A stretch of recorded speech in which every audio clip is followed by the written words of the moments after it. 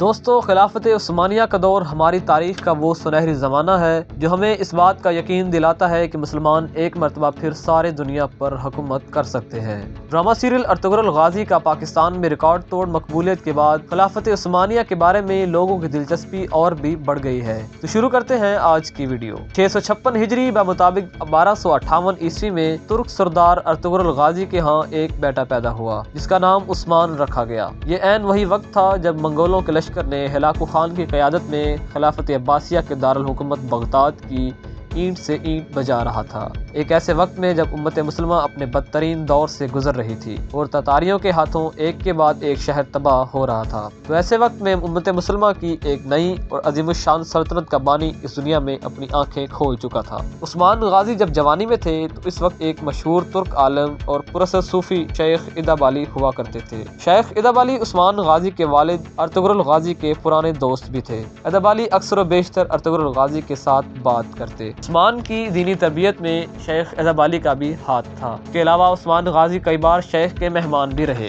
ایک مرتبہ عثمان غازی نے شیخ کی بیٹی کو دیکھا اور دیکھتے ہی ان کو اپنے لیے منتخب کر لیا اور شیخ کو شادی کا پیغام بھیجا۔ چونکہ شیخ ادب علی درویشانہ زندگی کو پسند فرماتے تھے تو انہوں نے اس پیغام کو انکار کر دیا۔ ایک رات عثمان غازی شیخ ادب علی کی درگاہ پر سوئے ہوئے تھے تو انہوں نے خواب دیکھا۔ انہوں نے دیکھا کہ ایک ہلال چاند شیخ ادب علی سے سینے سے نکلا اور رفتہ رفتہ وہ بدر کا چاند بنا اور عثمان غازی کے سینے میں پیوست ہو گیا۔ پھر عثمان غازی کے پہلو سے ایک درخت نمودار ہوا جو بڑھتا ہی چلا گیا یہاں تک کہ اس کی شاخیں آدھی زمین پر پھیل گئیں۔ اس درخت کی جڑوں سے دنیا کے 4 بڑے دریا بہہ رہے تھے اور اس درخت کی شاخیں 4 بڑے پہاڑوں کو سنبھالے ہوئے تھی۔ درخت کے پتے تلواروں سے مشابہ تھے۔ اچانک ایک تیز ہوا چلی اور درخت کے پتے براعظم کی طرف ہو گئے۔ وہ براعظم ایک انگوٹھی کی طرح دکھائی دیتا تھا۔ عثمان غازی اس انگوٹھی کو پہننا ہی چاہتے تھے کہ ان کی آنکھ کھل گئی۔ عثمان غازی نے یہ خواب شیخ ادب علی کو بتایا۔ خواب سننے کے بعد شیخ ادب علی نے فوراً اپنی بیٹی کا نکاح عثمان غازی سے کر دیا۔ اب یہاں تاریخ میں پھر سے اختلاف پیدا ہوتا ہے۔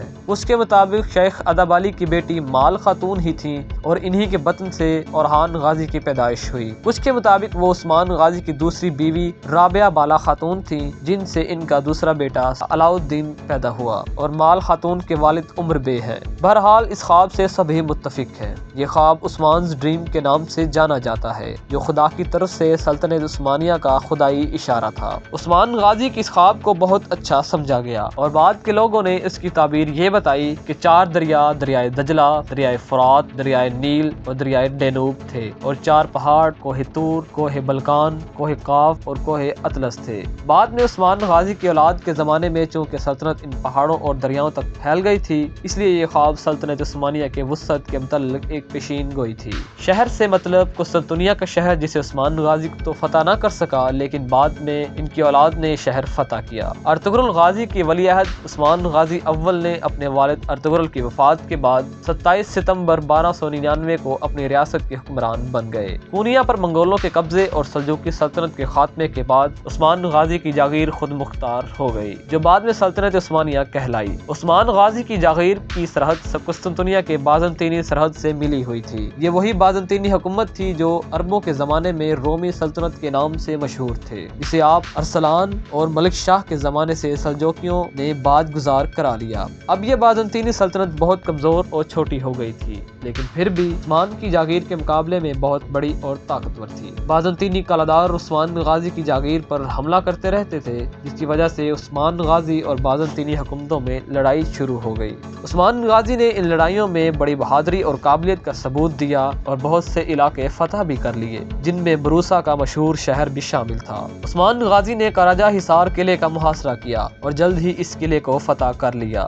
اسے فتح کرنے کے بعد عثمان غازی کے بازنطینیوں کو اچھی خاصی تنبیہ کر دی کہ ان کا مقابلہ آسان حریف سے نہیں ہے۔ سلجوقی سلطان اس وقت اس سے بہت خوش ہوا تو اس نے کاراجہ حصار اور اس کے آس پاس کے علاقے ان کو جاگیر میں عطا کر دیے اور اسے تیز بک کا خطاب دیا۔ عثمان غازی کو اس علاقے میں اپنا سکہ جاری کرنے کی بھی اجازت دے دی۔ بادشاہی کے تمام لوازمات عثمان غازی کو میسر آ گئے۔ تاتاریوں کے حملے سے ایشیائی کوچک میں سلجوق سلطنت کا خاتمہ تو ہو گیا اور عثمان غازی بالکل آزاد اور خود مختار ہو گئے۔ آئندہ اس کے بعد عثمان غازی نے تمام فتوحات ایک خود مختار حکمران کی طرح کی۔ سلطان عثمان غازی کا مقصد صرف دیگر ریاستوں کو فتح کرنا ہی نہیں تھا، بلکہ کافی عرصہ وہ شہروں کے انتظامی معاملات میں بھی مصروف رہے۔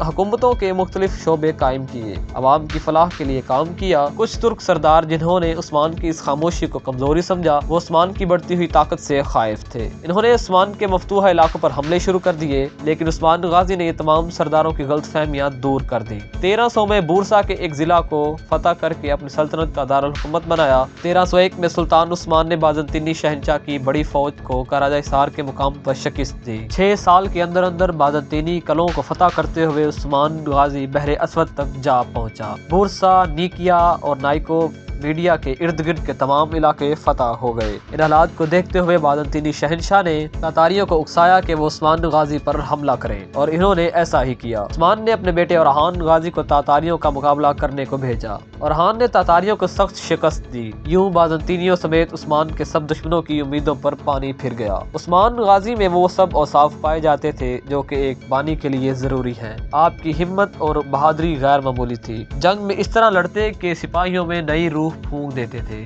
آپ کا عدل و انصاف بہت مشہور ہے۔ انصاف میں سبھی برابر تھے۔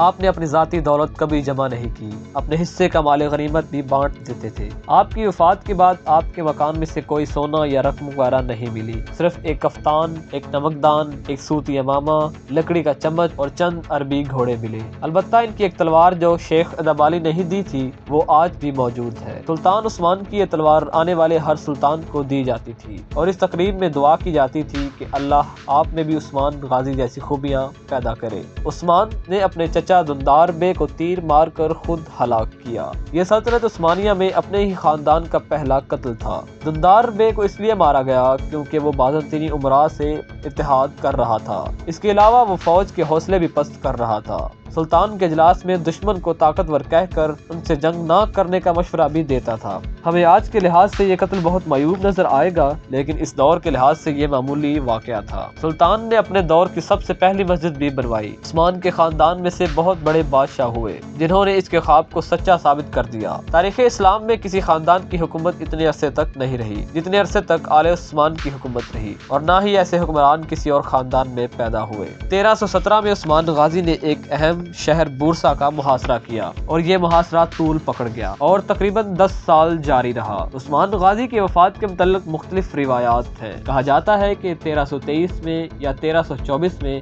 عثمان غازی کی وفات ہوئی، لیکن کچھ روایات کے مطابق وہ بورسا کی فتح کے وقت بسرے مرگ پر تھے، اور بورسا فتح ہونے کے بعد 21 اگست 1926 کو وفات پا گئے۔ مرنے سے پہلے انہوں نے اپنے بیٹے اورحان کو طویل نصیحت کی اور انصاف کی تلقین کی۔ تو دوستو، یہ تھی آج کی ویڈیو۔